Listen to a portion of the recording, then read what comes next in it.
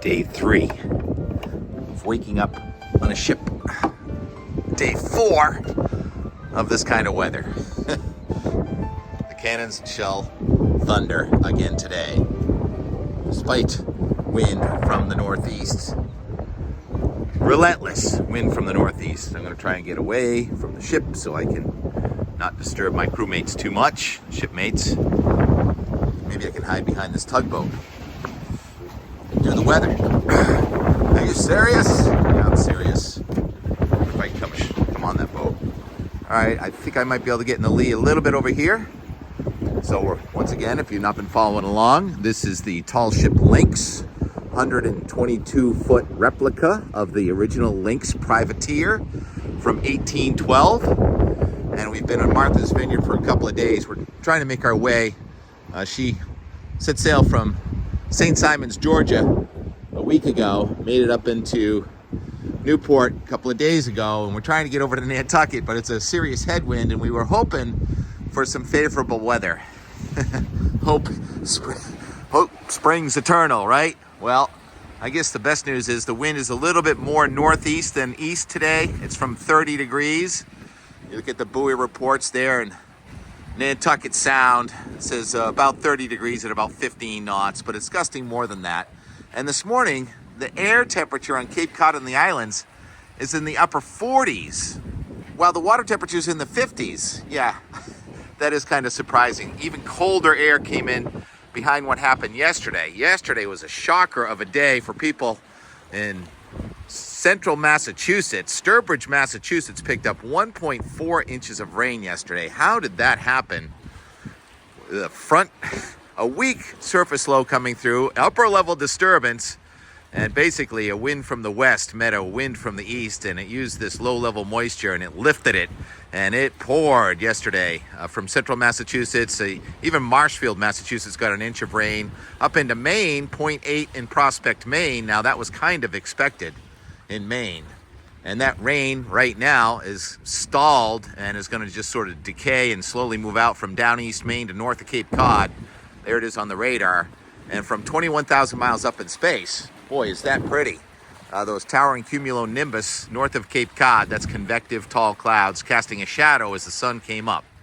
So the clouds are really going to thin out during the day across inland New England, but here near the coast, from about Boston to Cape Cod and the islands, we're probably going to stay gray, and it's not going to change much from where we are now. Maybe some patches of drizzle.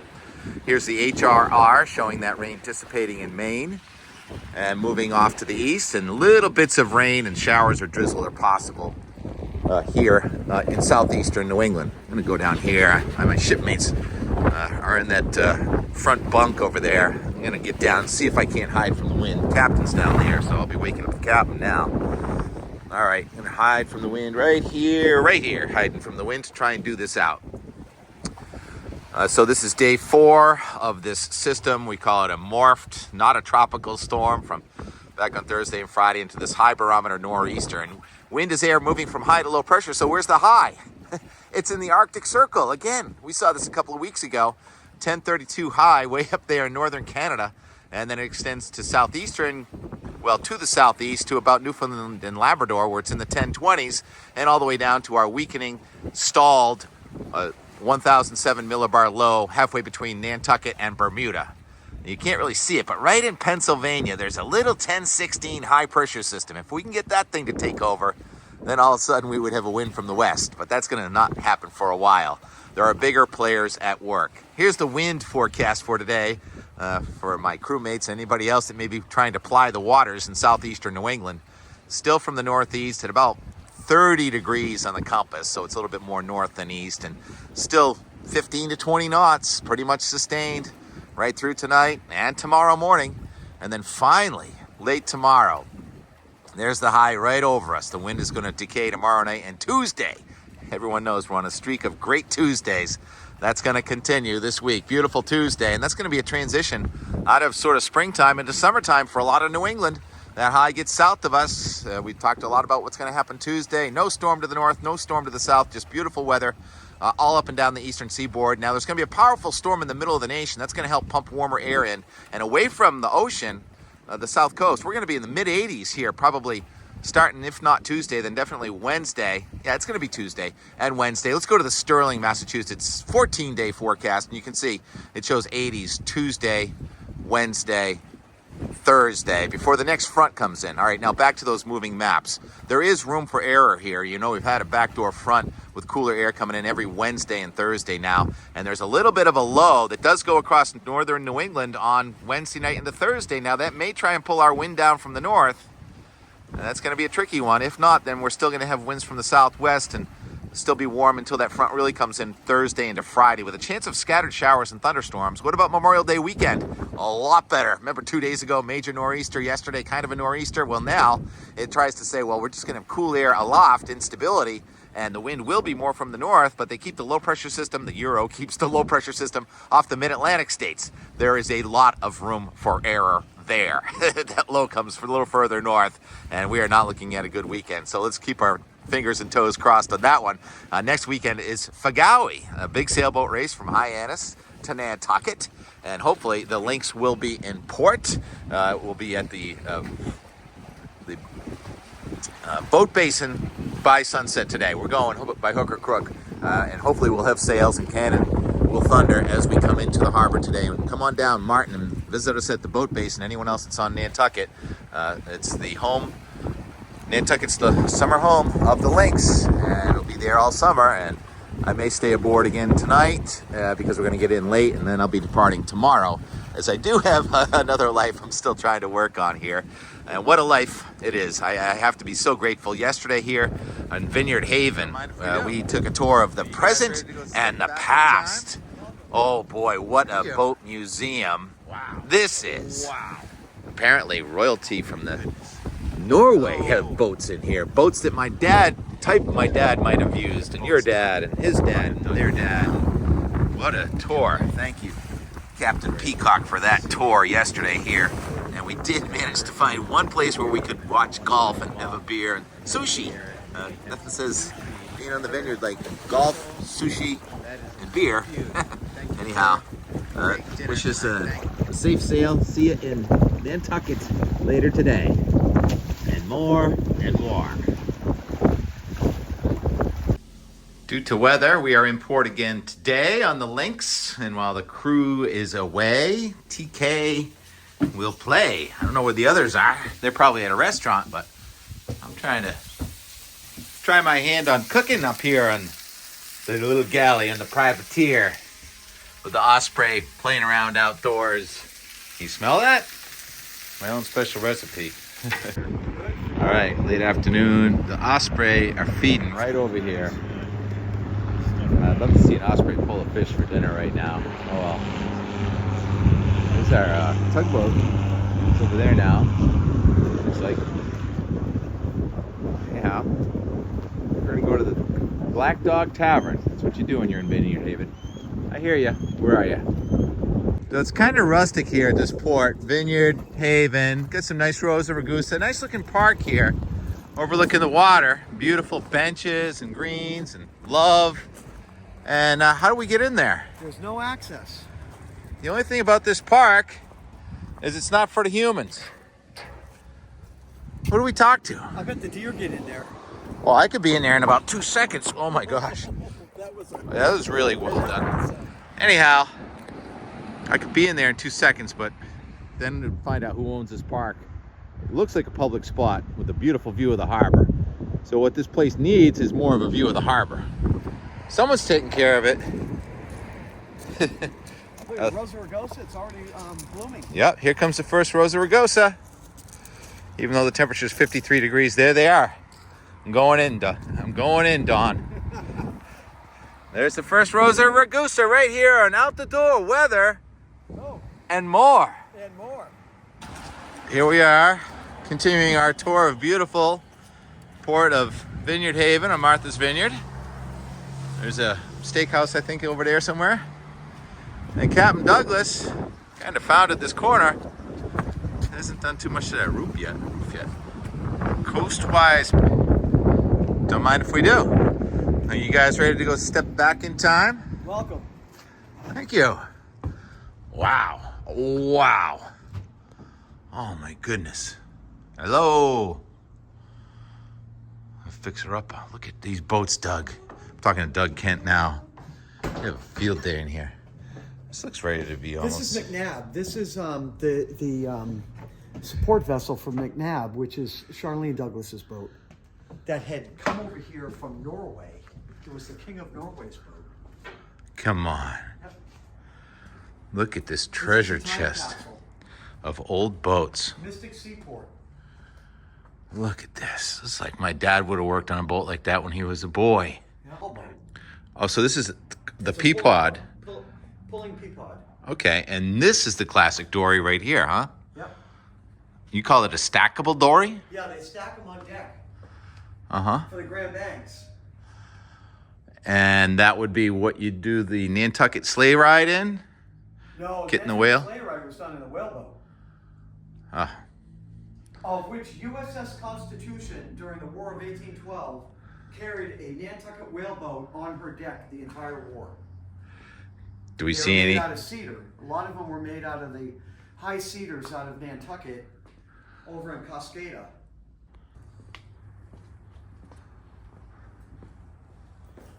So, you know, these are all hatches for Shenandoah, Alabama. We're doing all the bright work, fancy work. These are the Whitehall. These are Whitehall pulling boats that all ride in Shenandoah's davits. This is a sailing configuration with the centerboard. This is a rowing configuration. These vessels could talk. Now that is more whaleboat design than anything else in here. That is. I bet some of these masts that are up here, Tim, have been up there 50, 60 years. Look at this huge old planer. Look at this thing. Baxter D. Whitney and Son Incorporated, Winchendon, Massachusetts, USA, number 32A.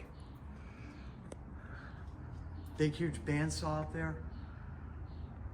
I think that's McNabb, which used to be the King of Norway's boat. And he won all these, watch out for that stuff. He won all these races with it in Europe. Possibly that's McNabb. I'm not 100% sure. Let's do the time warp again. We are back decades, if not more than a century, here right in Vineyard Haven. Some of the most expensive real estate on the globe. And artifacts like can't even believe. So, who's in charge of the place?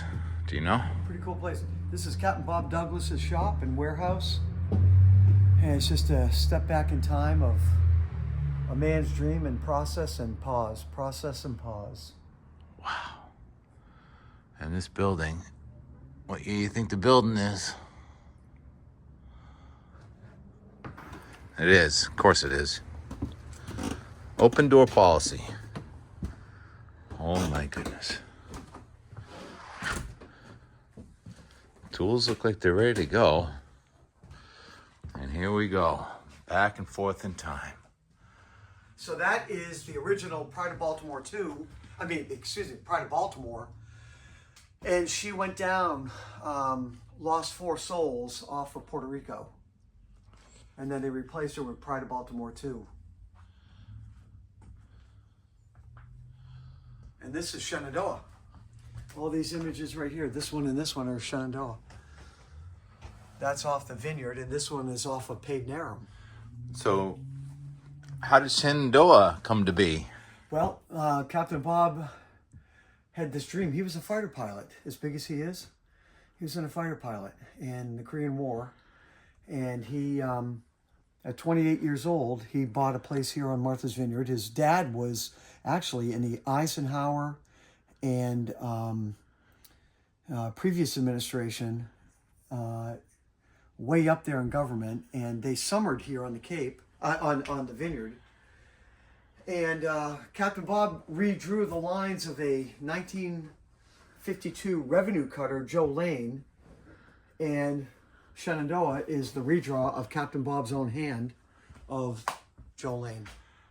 And Captain Bob handcrafted the Shenandoah? He did, up at the Harvey Gamage Boatyard in Maine.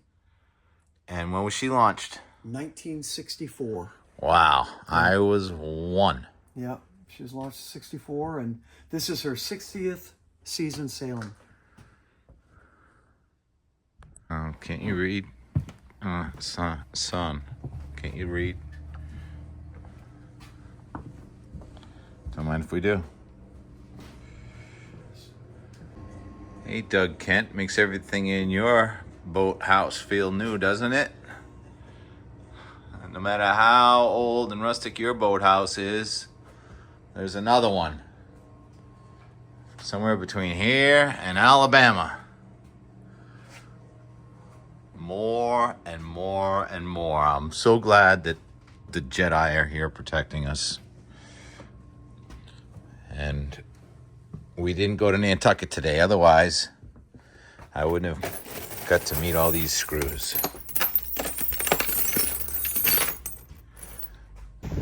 There's the Lynx. Gotta take down that Bruins banner. And here we are at the Black Dog Wharf and Marina. And there's an actual loon fishing right below us, right here. It's about the closest I've ever been to a loon. They swim underwater. Come on back up. Can you come this way, bro?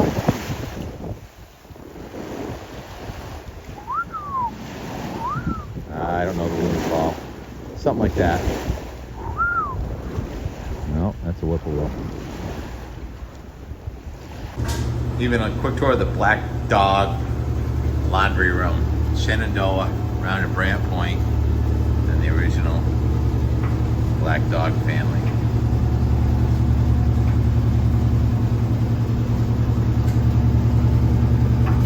Don't expect to find a bear at the Black Dog Tavern with the golf on, but you can get some great wisteria and loon. It's a dry town. Did I ever mention that? Kind of explains the vibe here. But who doesn't love a black dog? This place is happening.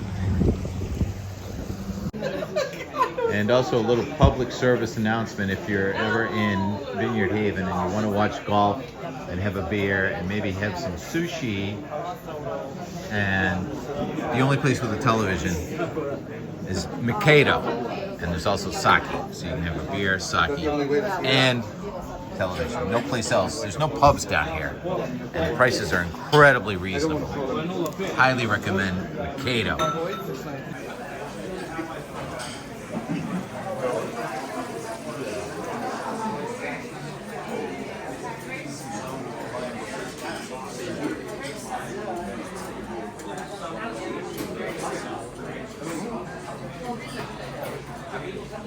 One correction though. I said Mikado, it's Mikado. So when you want to come to Martha's Vineyard and you're Vineyard Sound, you want the best deal with golf on television or the Red Sox, you come here to Mikado. Coincidentally, across the street, there's something very Asian looking about this place also. What is it? I don't even know. And keeping an eye on everyone here at Vineyard Haven, a dragon pointing into the wind. What do you know? It's actually from the southeast, if that thing's right, which I don't think it is. But anyhow, here we go. Into another day. It's certainly eclectic down here. Yeah. Conrado. Where are we? Okay. All right. Carved designs. Sold. You had me at a hello. My goodness. Like one side of town, you think there's no civilization. Wow. I don't even know what to say. I find myself speechless. Although I feel that we're going through some place that's kind of exclusive. Like, There should be somebody here greeting us. Nice to hang wallboard.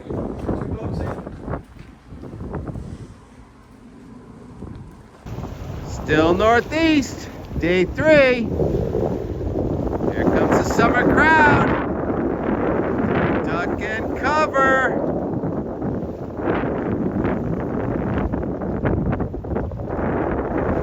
There's no room, sorry, you're gonna have to turn back. The island is now full. We'll let you know when another spot opens. Please come back in October. He's like, don't embarrass me, bro. And of course, we always end up back here. There's something to be said about branding. You get your bubbly, you get your chowder. Yeah, you got your more chowder. Black dog. Cheers. Here we Oh go. my goodness. They got the branding down, don't they? Yeah, I do. Thank you for your hospitality, Captain Douglas. And this seat, you gotta come here too. So much to see here in Vineyard Haven. More and more and more and more and more.